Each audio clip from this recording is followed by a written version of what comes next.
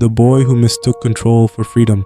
There is a reason so many people misunderstand Rin Itoshi. On the surface, he seems easy to explain. He's cold, arrogant, emotionless, the perfect football machine, the genius who sees every player as nothing more than a chess piece to manipulate. Most fans stop there. To them, Rin is simply the ultimate rival, a prodigy whose only goal is defeating his older brother Sei. But if that were true, why does every victory leave him looking emptier than before? Why does he become more unstable the closer he gets to the thing he wants most? Why does the strongest player in Blue Lock seem psychologically weaker than those beneath him? Because Rin isn't driven by confidence, he's driven by fear. The fear of being abandoned again, the fear of losing control, the fear that without one person, he doesn't know who he is.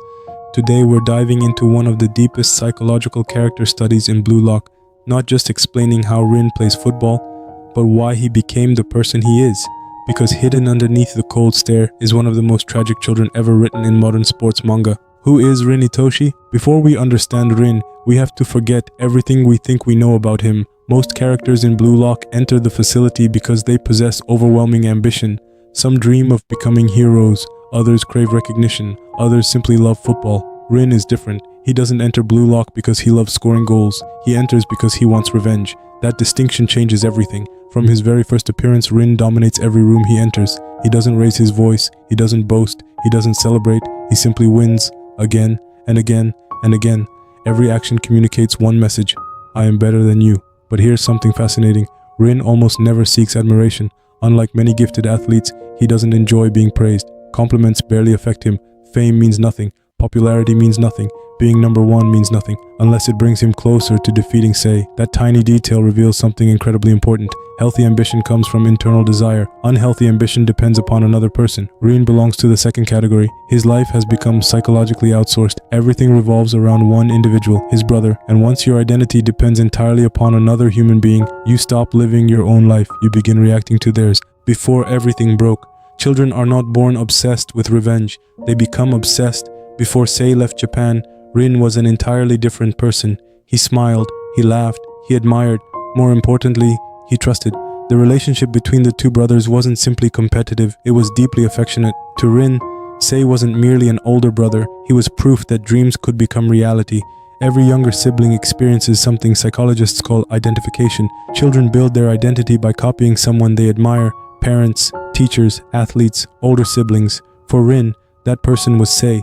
Everything he believed about football came from him. Everything he believed about success came from him. Everything he believed about himself came from him. That sounds healthy, and initially it was. But there was one hidden danger. Rin never developed an identity outside of his brother. He wasn't becoming Rin, he was becoming Sei's partner.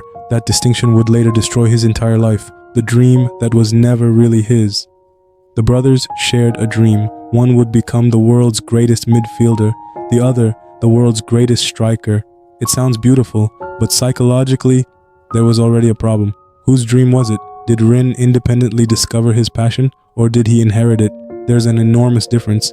Children often mistake borrowed dreams for authentic ones. A child might become a doctor because their parents wanted it, an athlete because their sibling inspired them, an artist because everyone praised their drawings.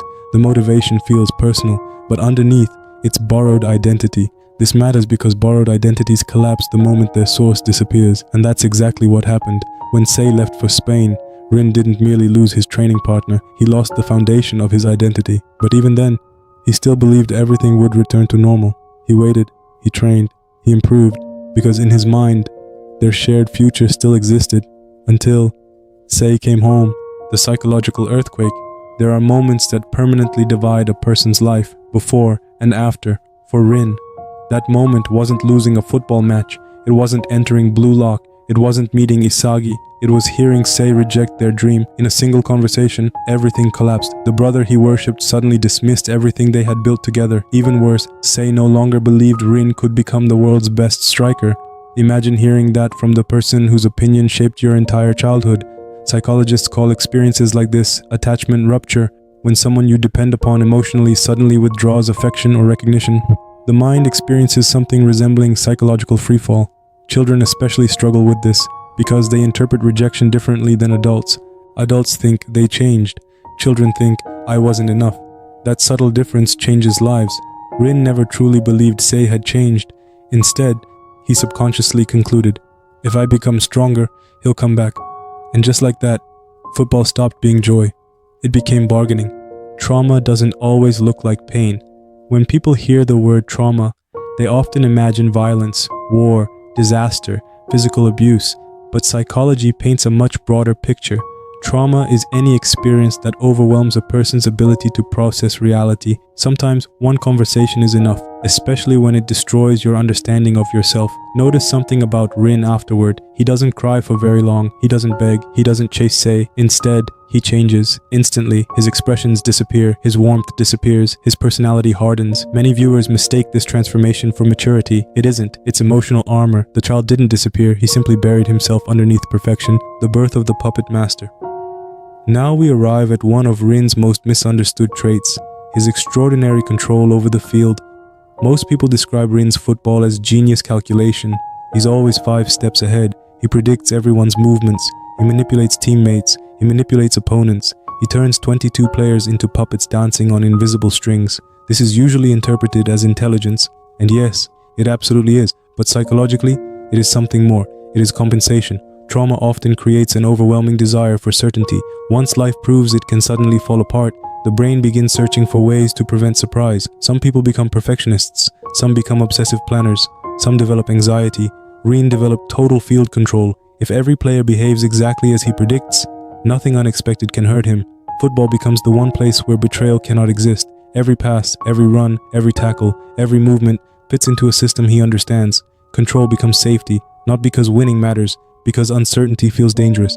That is why Rin becomes irritated whenever chaos enters a match, not because chaos is tactically inconvenient, because chaos reminds him of the day his entire life became unpredictable. His football isn't merely strategy, it's therapy, broken therapy. Why control feels like love. Here's something incredibly tragic. People often recreate emotional wounds without realizing it. Rin lost the person who gave his life structure.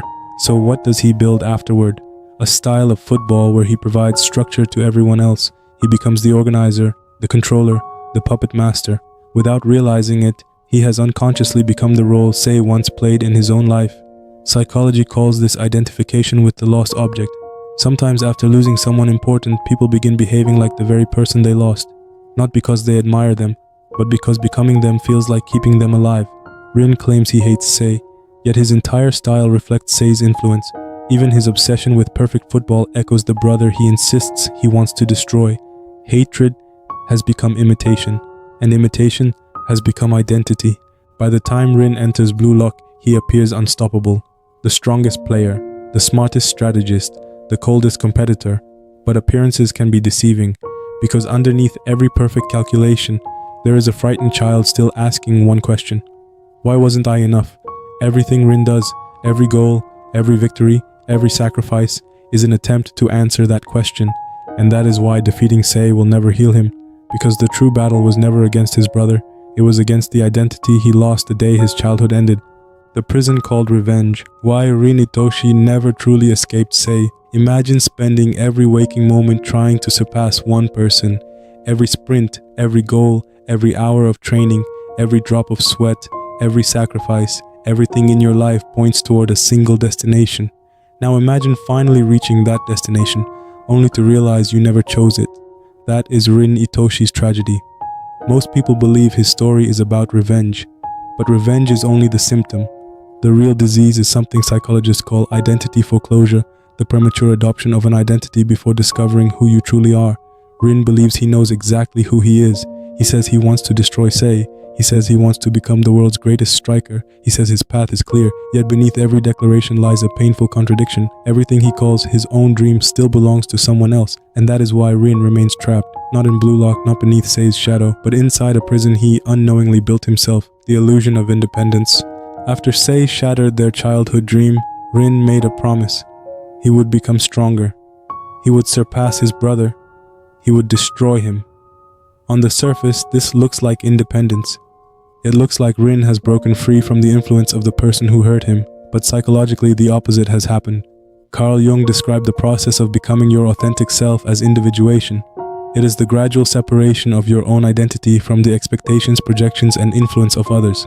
Healthy individuation sounds like this: I know who I am, even if no one approves.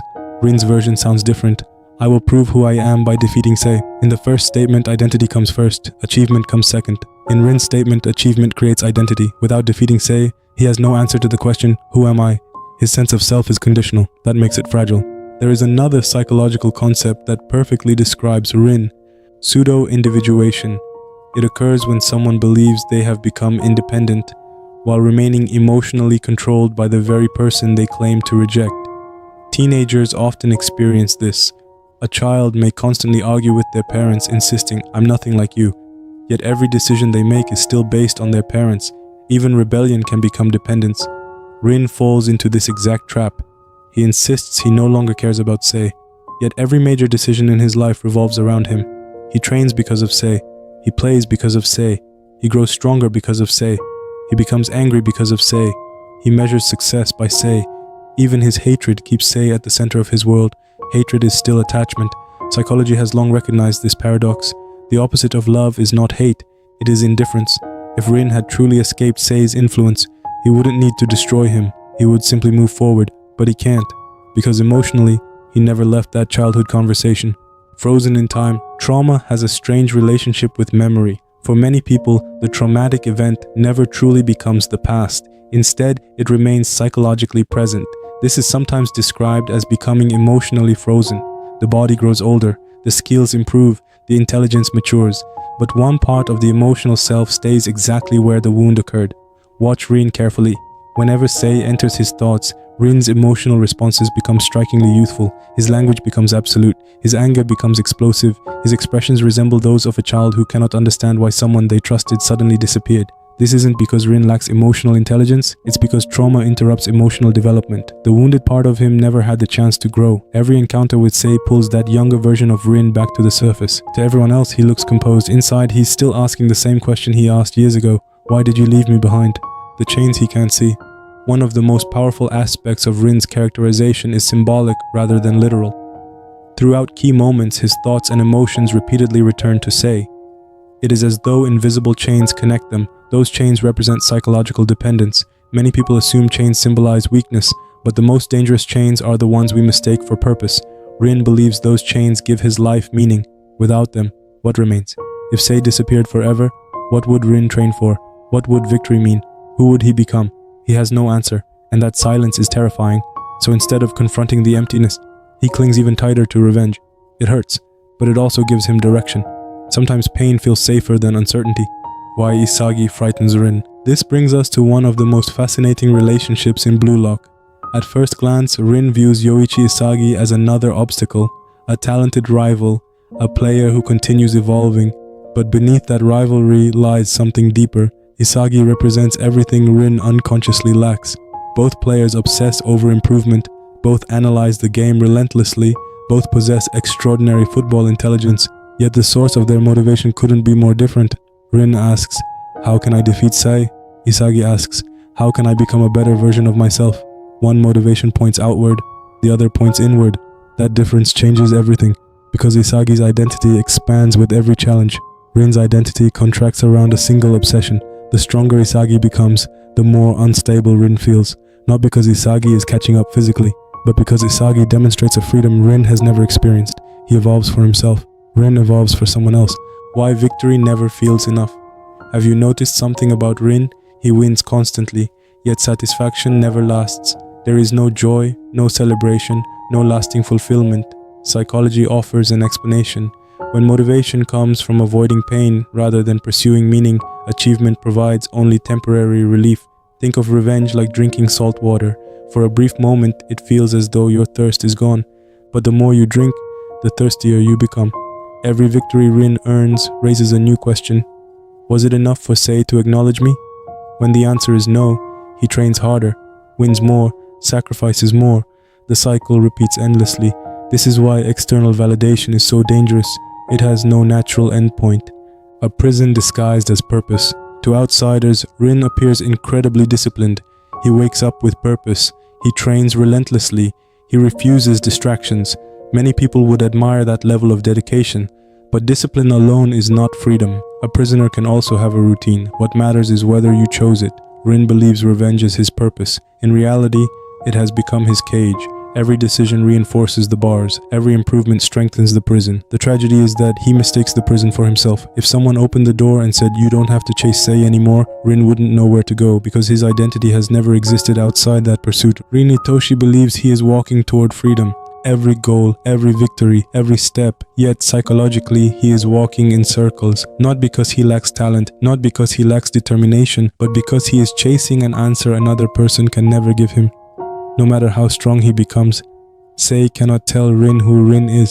That answer has to come from within, and until it does, every triumph will feel strangely hollow, because the greatest prison isn't made of walls, it's made of a story you keep telling yourself, a story that says, "When I finally defeat my brother, then I'll know who I am." Thank you for watching.